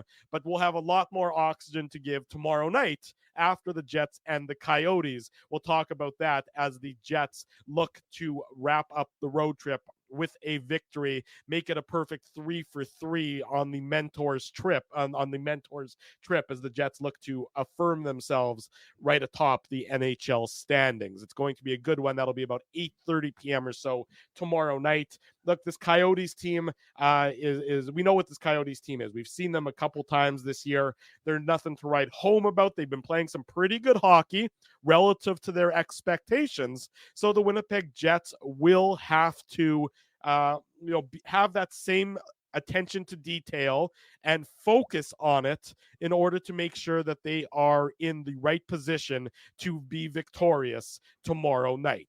We'll wrap up this morning's Illegal Curve Hockey Show as everybody wanted. We know you've been chanting for it. Here it comes. Ladies and gentlemen, it's the Manuk Moose Minute. Put on your antlers. It's time for the Manuk Moose Minute on the Illegal Curve Hockey Show.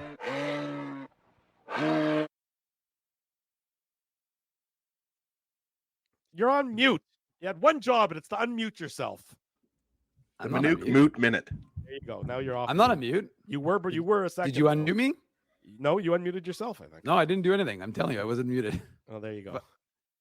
Yeah. Come on, Drew. What are you trying to do? What are you trying to do here? You're trying to ruin the Moose Minute by interjecting and making it all about Drew Mindell. Well, the Moose are in action twice this weekend, 2 matinee games. They're playing the Belleville Senators this weekend. The Moose need to get back on the winning ways because the sweep last weekend in Winnipeg wasn't a good way to end 2023. So they're looking to start 2024, get it off to a better start. They will be doing it without some players, though, as far as I know. I didn't get the update yesterday. They were off on Thursday.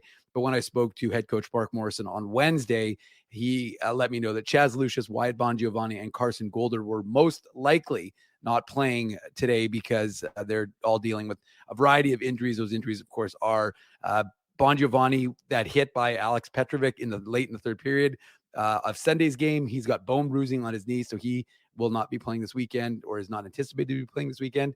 Chaz Lucius, the Jets 2021 first rounder, he's dealing with what he called a bit of an ankle issue, and they're just trying to get some strength in the ankle before he comes back. And then Carson Golder is dealing with muscle spasms in his back. He was red hot in the ECHL and then got called up and played a couple games for the Moose in that series against Texas. But it'll be a good one. I mean, Brad Lambert's hot right now, and Nikita Chibrikov is playing really well. So you've got the Jets prospects who are rolling along, and again, the Moose are going to look to try and get things back on track. And I know Darwin's asking for tickets, but I've given Darwin tickets already. So I've got 2 tickets. We've given away the tickets for today already. We do have 2 tickets left for tomorrow. So if someone new wants to go to the game, I will hit them up and we can give them 2 tickets to tomorrow's afternoon game against the Belleville Senators. So your chance to see the Jets of tomorrow, literally tomorrow. And if not, then Darwin, I can hit you up and give you 2 tickets, but you'll be my last choice. New out there. I like to give the tickets. I like to give the tickets to new people to give chance for new fans to be able to see the prospects. And again, there's a lot of Jets prospects who are doing some good development. Simon Lundmark and Daniel Torgerson, Henry Nikkinen, in addition to all the exciting names. Danny Zhilkin had a very good game against Texas last week. So the prospects are rolling along. And then, as you know, I got to mention the pride of Flin Flon, Ashton Sautner. He and of course John Ginsberg, also the pride of Flin Flon.